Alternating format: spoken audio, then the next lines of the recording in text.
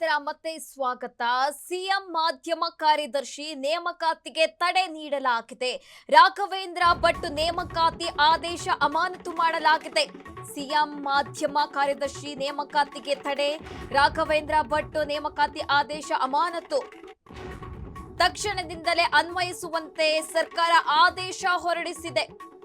ಸಿಬ್ಬಂದಿ ಆಡಳಿತ ಸುಧಾರಣೆ ಇಲಾಖೆ ಆರ್ಡರ್ ಮಾಡಿದೆ.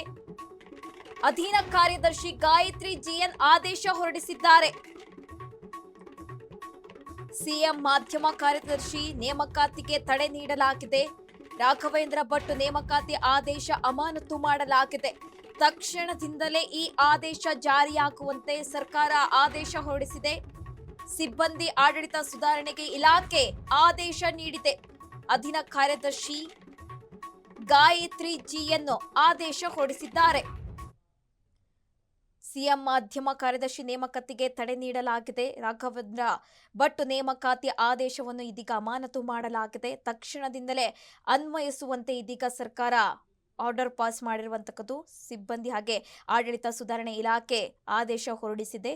ಅಧೀನ ಕಾರ್ಯದರ್ಶಿ ಗಾಯತ್ರಿ ಜಿಎನ್ ಈ ಬಗ್ಗೆ ಆದೇಶ ಹೊರಡಿಸಿದ್ದಾರೆ.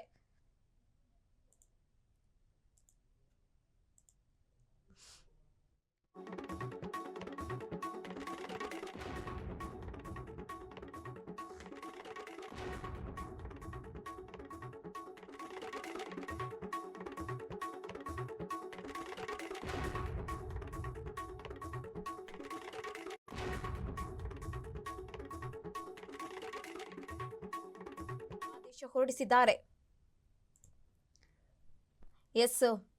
ಸಿಎಂ ಮಾಧ್ಯಮ ಕಾರ್ಯದರ್ಶಿ ನೇಮಕಾತಿಗೆ ತಡೆ ನೀಡಲಾಗಿದೆ. ರಾಘವೇಂದ್ರ ಭಟ್ ನೇಮಕಾತಿ ಆದೇಶವನ್ನು ಇದೀಗ ಅಮಾನತು ಮಾಡಲಾಗಿದೆ.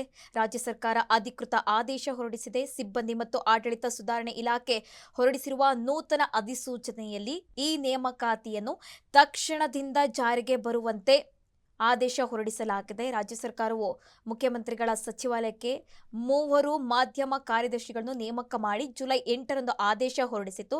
ಇದೀಗ ರಾಘವೇಂದ್ರ ಭಟ್ ಅವರ ನೇಮಕಾತಿಯನ್ನು ಅಮಾನತು ಮಾಡಲಾಗಿದೆ.